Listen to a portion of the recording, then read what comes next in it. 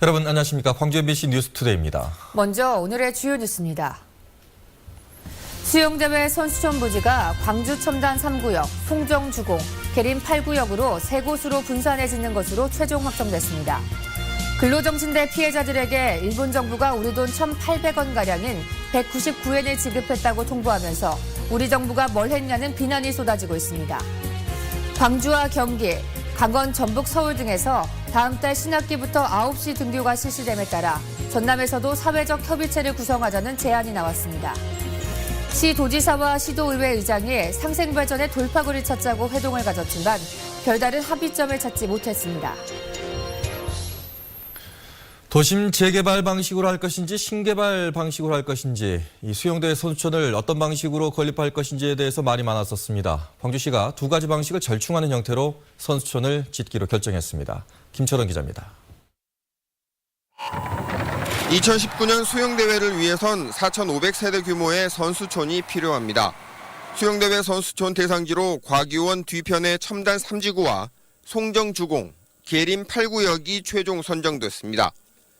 첨단 3지구는 신개발 방식으로, 송정주공과 계림 8구역은 도심 재개발 방식으로 추진됩니다.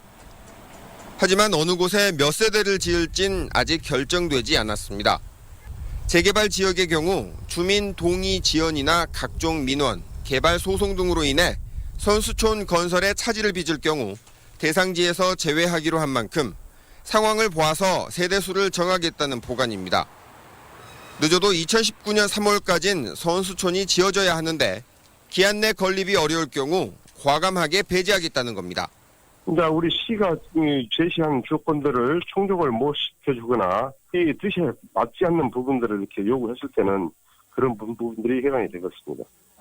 이번에는 유대회 선수촌에 제공됐던 미분양 물량 보증이나 용적률 상향, 시공사 선정 등의 파격적인 특혜는 없습니다. 모든 일이 조합의 몫이어서 실제 건축까지는 상당한 어려움이 예상됩니다. 따라서 자칫 재개발 지역이 선수촌 대상지에서 제외될 경우 주민 반발 등 후폭풍이 생길 수가 있습니다. MBC 뉴스 김철원입니다. 다음 달 11일 치러지는 전남 지역 동시 조합장 선거의 경쟁률이 평균 2.4대 1을 기록했습니다. 농협을 비롯해 수협과 산림조합 등 전남 지역 178개 조합의 조합장 선거에는 모두 421명의 후보가 등록을 마쳐 2.4대 1 경쟁률을 나타냈습니다. 광주에서는 17곳의 조합장 선거에 51명의 후보가 등록을 해 3대 1의 경쟁률을 보였습니다. 다음 달 11일 치러지는 전국 첫 동시 조합장 선거의 공식 선거운동이 시작되는데 선거운동 방법이 지나치게 제한돼 있어서 정작 유권자들이 후보들을 파악하는 데 어려움을 겪을 것으로 우려되고 있습니다. 조현성 기자입니다. 제대로 된 조합장을 뽑아 좋은 농협을 만들어보자며 마련된 토론의 자리. 드문드문 빈자리에서 전국 동시에 치러지는 선거 열기를 찾아볼 수 없습니다. 공직선거와 달리 예비후보 등록이 없어 그동안 얼굴 알리기에도 어려움을 겪었던 후보자들. 그러나 선거운동 기간에도 사정은 크게 나아지지 않을 전망입니다. 이번 선거에서는 가족을 포함한 제3자는 선거운동을 할 수 없는 데다 후보자 간 토론회나 연설에도 없기 때문입니다. 후보자는 후보자지만 우선 조합원님들이 누가 무슨 정책을 내세우는지를 직접 대면해서 얘기를 충분히 나누어 보는 그런 기회와 공간이 지금 없다는 것. 후보자가 자신을 알릴 수 있는 수단은 공보와 벽보, 그리고 전화와 문자 메시지 등이 고작입니다. 이번 선거가 깜깜이 선거, 현직 조합장에 절대적으로 유리한 선거라는 비판이 나오는 이유입니다. 때문에 이번 선거에서는 적어도 금권을 동원한 후보에게는 절대로 표를 주지 않는 등 유권자들의 깨어있는 의식이 그 어느 때보다 중요해졌습니다. 돈을 쓰고 당선되고자 하는 후보는 반드시 협동조합의 주인, 즉 조합원의 몫을 반드시 그 이상을 가져가게 됩니다. 그래서 돈을 묻겠다며 풀어야 할 말까지 묶어버린 이번 전국 동시 조합장 선거에 농업계 안팎의 기대와 우려가 교차하고 있습니다. MBC 뉴스 조현성입니다. 광주시장과 전남지사가 또 만났습니다. 후보 때부터 다짐했던 상생 약속을 실천하기 위해서인데요. 이번에는 뭔가 성과를 낼 수가 있을까요? 보도에 이기상 기자입니다. 윤장현 광주시장과 이낙연 전남지사, 조영표 광주시의회 의장과 명현관 전남도의회 의장이 손을 맞잡았습니다. 시도지사는 광주 전남의 미래를 모색하기 위해서는 발전연구원이 하나로 통합돼 상생기조에 걸맞는 비전과 정책을 제시해줘야 한다는 점을 강조했습니다. 연구원이 마치 각 자치단체장들의 어떤 용역을 수행하는 기관이 돼서는 호남의 미래를 그릴 수 없다, 이런 생각을 갖습니다. 어딘가는 하나가 돼서 가교 역할을 하는 그런 기능이 있어야 되지 않겠는가. 미래를 연구하는 연구원이 그런 역할을 하는 것이 가장 적합하다고 봅니다. 시도 의장들은 큰 틀에서 광주 전남의 상생 협력 방안을 만들어 가자는데 뜻을 함께 했습니다. 하지만 발전연구원의 통합 문제의 경우 통합 후 관리 감독이나 책임 소재를 어떻게 정리할 것인지 보완 대책이 먼저 마련돼야 한다고 밝혔습니다. 또 의원님들의 판단을 따라서 뭐 표결을 한다든지 아니면 의원님들 뜻을 보면 거의 다 알거든요. 그래서 그 판단에 따라서 따르기로 했습니다.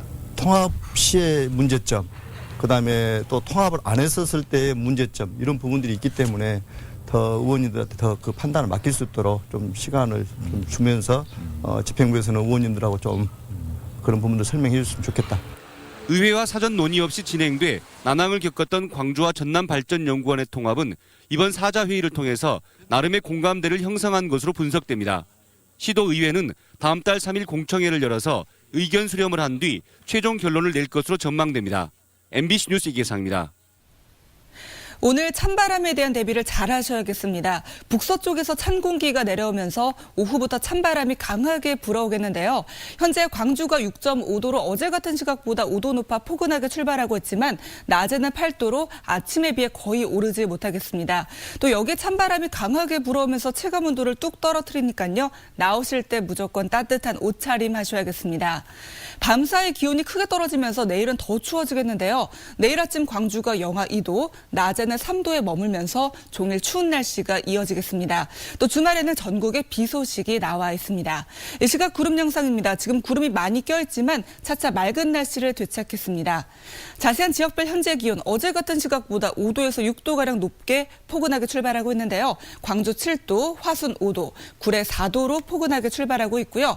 낮 기온 아침에 비해 거의 오르지 못하겠고 찬바람이 강하게 불겠습니다. 광주 8도, 화순 9도, 구례는 10도가 예상됩니다. 지금까지 날씨였습니다. 경기와 강원, 전북 등에 이어 서울에서도 다음 달 신학기부터 9시 등교가 실시됩니다. 전남에서도 이 같은 논의가 필요하다며 사회적 협의체를 구성하자는 제안이 나왔습니다. 김진성 기자가 보도합니다. 장만채 교육감은 그동안 고등학생들의 9시 등교에 대한 반대 입장을 표명했습니다.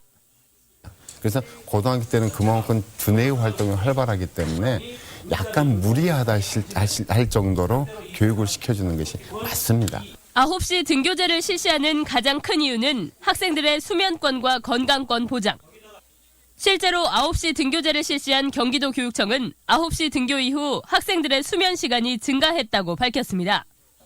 학교별로 학생과 학부모 의견을 모아 9시 등교 여부를 결정한 서울시의 경우 전체의 3분의 1인 420여 개 학교가 다음 달부터 9시 등교를 실시합니다. 전교조는 전남에서도 이 같은 민주적 절차를 통해 9시 등교 문제를 논의해야 한다며 사회적 협의체 구성을 제안했습니다. 도교육청에서 정책 의지를 마련해서 학교에 충분히 협의하고 토론할 수 있도록 만들어주라 이야기입니다. 교육단체와 시민사회, 교사와 학생, 학부모와 전남도의회 등이 참여해 2학기가 시작되는 9월 정책 결정을 목표로 대화를 나누자는 겁니다. 지난해 등교 시간은 학교장의 재량이라는 이유로 협의기구 구성을 보류했던 도교육청이 이번에는 어떤 판단을 내릴지 주목됩니다. MBC 뉴스 김진선입니다. 저출산의 영향으로 초등학교 취학생 수가 10% 가까이 줄었습니다. 광주시 교육청에 따르면 올해 초등학교 취학생은 154개 학교에 14,700여 명으로 지난해보다 1,100여 명, 비율로는 7.1% 감소했습니다. 반면 취학 대상자인데도 불구하고 질병 등의 이유로 입학을 늦춘 유해자는 작년 70명에서 올해는 88명으로 늘었습니다. 요즘 대학들이 입학식을 2월로 당기고 있습니다. 그래봐야 며칠 앞당기는 거지만 하루라도 빨리 대학 생활에 적응해서 3월부터 공부하라는 취지입니다. 송정근 기자입니다. 이 대학은 어제 입학식을 치렀습니다. 입학식을 마친 뒤에는 전공별로 선배들의 도움을 받아 학과 공부를 미리 체험했습니다. 처음 만나면 어색하잖아요. 이제 같이 활동할 수 있는 시간이 있어서 이제 그런 부분 없는 것 같아요. 3박 4일 동안 진행되는 입학 프로그램은 학점이 부여되고 미래 직업 체험과 유명 강사의 특강도 이어집니다. 학생들이 대학 생활에 빨리 적응하도록 돕자는 취지입니다. 확실히 학생들에게 뭔가 목표의식을 심어주는 그런 점에서는 참 도움이 되는 것 같다라는 생각을 해봅니다. 그래봐야 3월 입학에 비해 며칠 앞당기는 거지만 광주 전남 대다수 대학들이 2월에 입학식을 치를 예정입니다.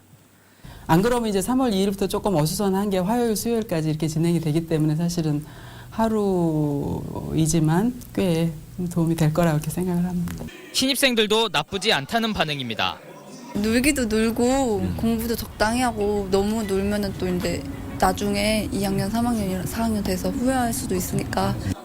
얼싸절싸 흥청망청했던 대학가의 신학기 풍속도가 바뀌어가는 가운데 갈수록 심해지는 취업난은 입학식 일정마저 바꿔놓고 있습니다. MBC 뉴스 송정근입니다. 광주 과기원은 문승현 환경공학부 교수를 신임 총장으로 선임했다고 밝혔습니다. 문승현 신임 총장은 지난 20년간 지스트가 쌓아온 연구 역량 노하우를 바탕으로 사회 발전과 창조 경제 활성화에 기여하는 기술을 발굴하는 데 집중하겠다고 포부를 밝혔습니다. 신임 총장 취임식은 3월 중에 열릴 예정입니다. 일본 정부가 말도 안 되는 연금으로 근로정신대 할머니들을 또 모욕하고 울렸습니다. 우리 정부는 6년 전과 똑같은 답을 내놨습니다. 달라진 건 딱 하나인데요. 99엔에서 199엔으로 늘어난 연금액 차이일 뿐입니다. 김인정 기자입니다. 죽는 한이 있더라도 우리 손에 쥐어보고 우리를 위해서 고생한 사람들을 위해서 희생하고 싶습니다. 모든 여러분께서 협조해 주시기 바랍니다. 아흔을 바라보는 할머니는 끝내 울음을 터뜨렸습니다. 일본 정부가 70여 년 만에 강제 노역 당시 가입한 연금이라며 할머니에게 돌려준 돈은 199엔, 우리 돈 1,800원입니다.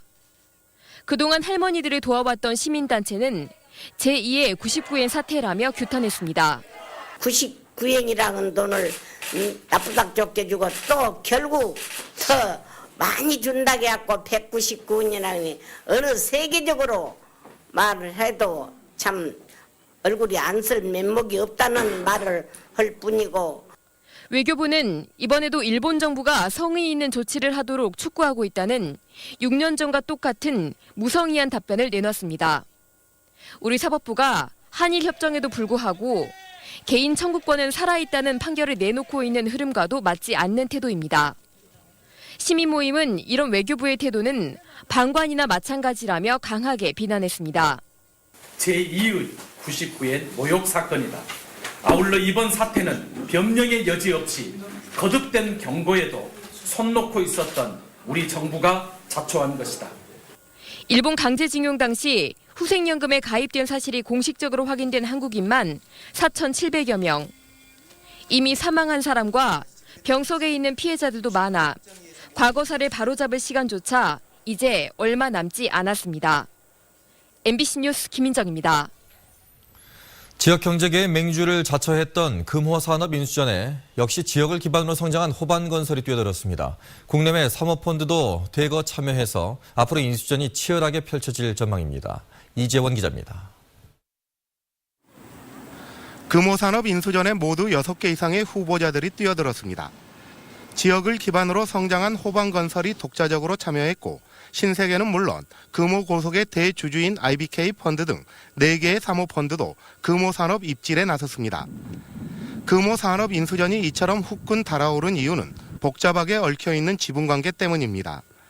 금호산업이 국적 항공사인 아시아나항공의 경영권과 함께 지분 30%를 소유하고 있고 아시아나항공은 다시 에어부산과 금호터미널 등을 자회사로 거느리고 있습니다.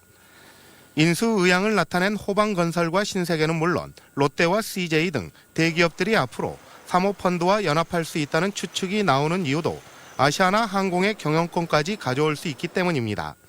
저희들 주택 전문이었다 보니까 어떤 한계를 가지고 있을 수밖에 없잖아요. 그런 것을 탈피하기 위해서 여러 가지를 검토하던 과정에서 채권단은 인수 의향을 나타낸 곳을 상대로 기본 자격 심사를 거쳐 이달 말이나 다음 달 초에 입찰 적격자를 선정할 계획입니다. 그런 다음 우선 매수권을 보유하고 있는 박삼구 회장이 제시한 가격과 비교해 최종 인수 후보자를 선정하게 됩니다. 결국 누가 더 많은 자금력을 확보하는지 그리고 우군을 확보하는지가 금호산업 인수전의 관건이 될 것으로 보입니다. MBC 뉴스 이재원입니다. 신당 창당을 추진 중인 정동영 전 국회의원이 광주 서구 을 보궐선거에 독자 후보를 내겠다고 밝혔습니다. 정동영 전 의원은 광주 지역 기자간담회에서 광주에서 일당 체제의 폐해를 극복하고 야당 교체를 이룰 수 있도록 독자적인 후보를 공천하겠다고 강조했습니다.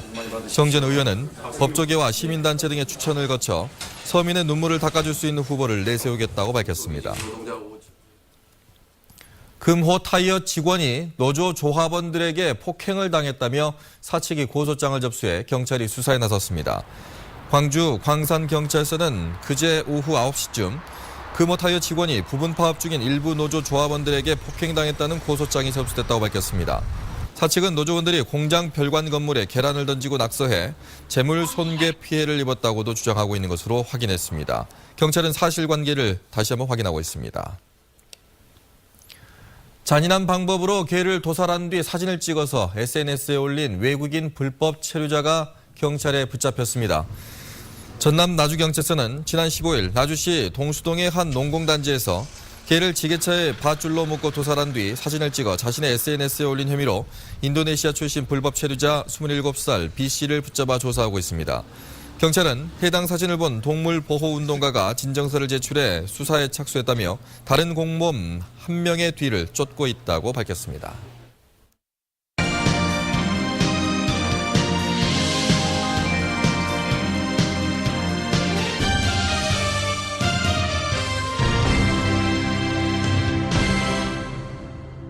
광주시가 대인예술야시장을 광주의 대표 문화 콘텐츠로 육성합니다. 광주시는 지난해 8만 1천여 명이 찾은 대인예술야시장을 광주의 대표 문화자산으로 키운다는 목표 아래 올해부터 야시장을 매월 한 차례씩, 3월에서 5월은 두 차례씩 확대해 나갈 계획입니다. 2월 대인예술야시장은 봄마중을 주제로 내일부터 이틀간 열립니다. 광주 전남 전문 건설업계가 외형적인 성장세를 이어가고 있지만 속으로는 극심한 양극화를 빚고 있습니다. 대한전문건설협회 광주 전남 도회에 따르면 지난해 광주 지역 등록업체의 총 수주액은 1조 8천억여 원, 전남은 3조 3,610억 원으로 전년에 비해 각각 14%와 2% 증가했습니다.